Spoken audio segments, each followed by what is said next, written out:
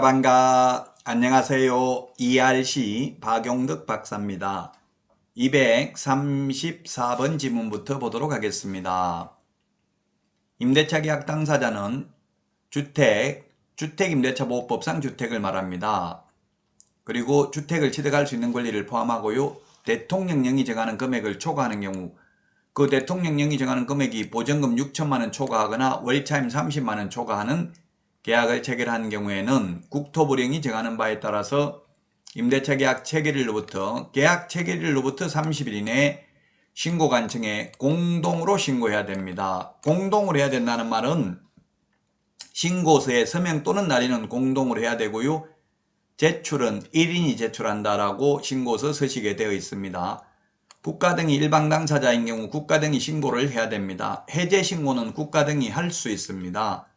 235페이지 전통시장의 경우에도 권리금 회수 기회를 보장해 줍니다. 유통산업발전법에 의한 대규모 점포, 준대규모 점포는 원래 권리금 회수 기회가 보장 안 되는데 전통시장은 권리금 회수 기회를 보장해 줘야 한다. 그 다음에 236번 지문입니다. 임대인의 권리금 지급 방해 행위 금지 기간을 임대차 종료 6개월 전부터로 확대했다. 옛날 3개월이었는데 계약기간 끝나기 6개월 전부터 임대차 기간 종료 시까지 현 세입자가 새로운 세입자 데리고 와서 이 새로운 세입자와 건물주께서 임대차 계약 체결해 주십시오. 제가 권리금 받아가겠습니다 하면 정당한 사유 없이 거절할 수 없습니다.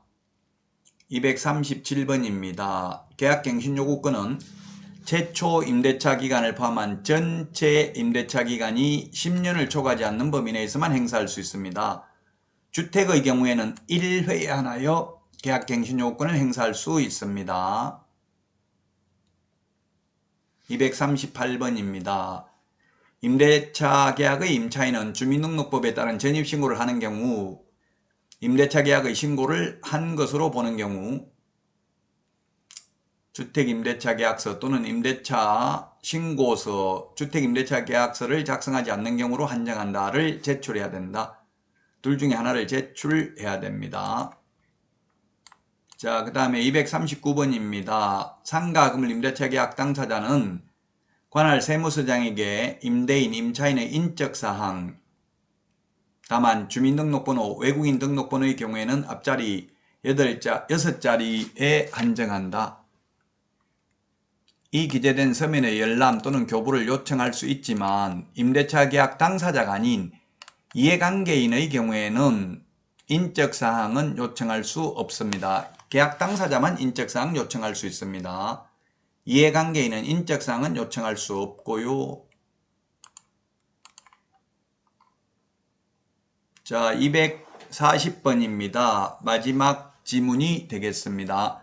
상가 건물 임대차 보호법 적용되는 것 그리고 최우선 면제 받는 금액인데 이 적용 범위는 주택에는 없는 숫자죠. 9억 이하, 과밀억제권역 6억 9천, 광역시 5억 4천, 기타 3억 7천 이하만 적용됩니다.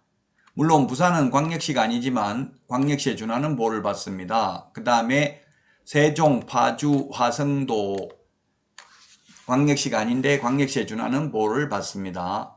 근데 최우선 면제 받으려면 서울은 6,500만원 이하인 경우 나누기 3을 해서 100만원 단위로 절상을 합니다. 뒤에 숫자가 있으면 올려줍니다. 100만원 단위로.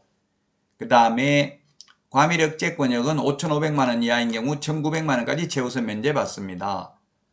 부산의 경우에 우선 면제 받을 때는 부산은 과밀억제권역에 해당되니까 6억 9천 이하라도 우선 면제 받는데 부산이 최우선 면제 받으려면 그냥 광역시에 해당됩니다. 3,800만원 이하인 경우 1,300만원까지 최우선 면제받고요. 그 다음에 세종, 파주, 화성의 경우 우선 면제받을 때는 5억 4천 이하 광역시에 해당되는데 최우선 면제받으려면 세종, 파주, 화성은 기타 지역에 해당되어서 3천만원 이하인 경우에 1,000만원까지만 최우선 면제받습니다. 이 금액을 초과하는 경우에도 적용되는 게 뭐가 있다고 했어요? 임시, 표준, 대개, 권해 이렇게 우리 기억을 했었죠. 임시 특례 규정 2020년 9월 29일부터 6개월간 연체한 차임은 3개의 차임액을 연체하는 것으로 보는데 포함시키지 않는 것. 이거는 환산보증금이 서울에서 9억을 초과하더라도 적용이 됩니다. 그 다음에 표준권리금 계약서 국토부 장관이 사용 권장할 수 있고요. 상가 건물 임대차 표준계약서 법무부 장관이 사용 권장할 수 있는데 이건 역시 환산보증금 9억 초과에도 가능합니다. 대항력, 계약갱신요구권, 권리금 해수기의 보장, 3개의 차임액을 연체하면 해지할 수 있다는 규정은 환산보증금이 서울에서 9억을 초과하더라도 적용됩니다. 자, 여러분들 시험 잘 보시고요. 시험 보시고 나오면 제가 스트리밍 강의를, 해설 강의를 바로 진행할 예정입니다. 6시 되기 전에 해설 강의를 진행할 예정이오니 여러분들 많이 시청해 주시고요. 꼭 합격하시기를 기원합니다. 여러분들 그동안 수고 많으셨습니다. 안녕히 계십시오. 안녕.